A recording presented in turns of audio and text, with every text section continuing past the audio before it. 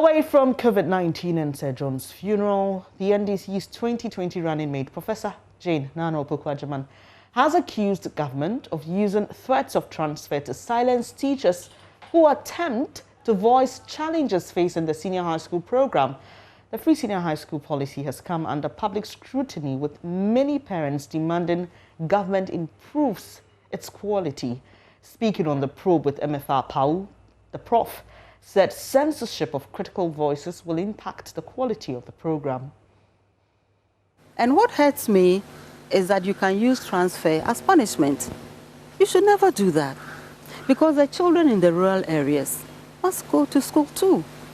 And if you are telling the teacher that by speaking out, I'm transferring you to a rural area, it means you are not serious about raising the quality of education among the rural area people from where we all came. We shouldn't just sit here and forget. We are supposed to be here to support and to make things better everywhere. Okay. So it shouldn't be trivialized into saying that, oh, there are problems everywhere. There will be problems going forward too. Now, the former education minister called for a national dialogue to review the shortcomings and successes of the free senior high school program. She also challenged government to show evidence whether it's been able to fulfill its promise to convert all-day schools to boarding schools and expand infrastructure. A former minister, a vice presidential candidate, so former minister to the other, at least to the current minister.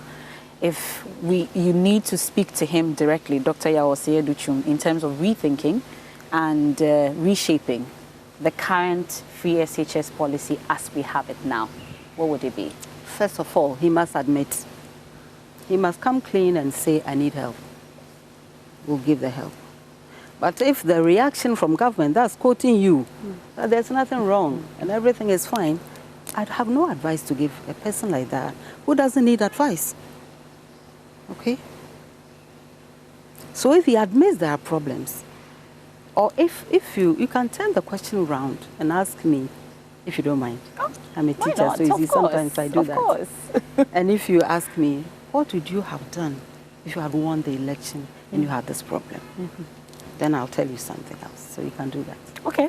So if you had won the Since election, I posed my own that's question, okay. I may as well answer my own question. What would you have done differently? I think I made a few points at the beginning. First of all, it's open the space for people to speak. Don't go in cowering anyone that if you speak, I'm transferring you. If you speak, I'm demoting you. If you speak, that kind of harassment and attitude will not give you the results you need. So that would have been the first to go. Talk to them and see. You've had Joy, you did the interviews. What did they say? So you have the answer to that one. so that will have to go.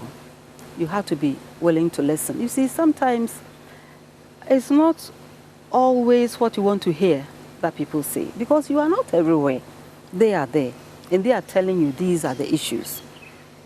Maybe they've said it even in a way that's annoying. But you see, you can put that aside and listen to the content of the complaint. And it's your duty to go and fix it, you fix it. From where you sit, finally, are you sure that there is hope when it comes to education in Ghana? If the people in charge are saying there are no problems, then we have a very big problem. Okay? I don't know what there is to hide. And if you admit you need help, there's nothing wrong with it.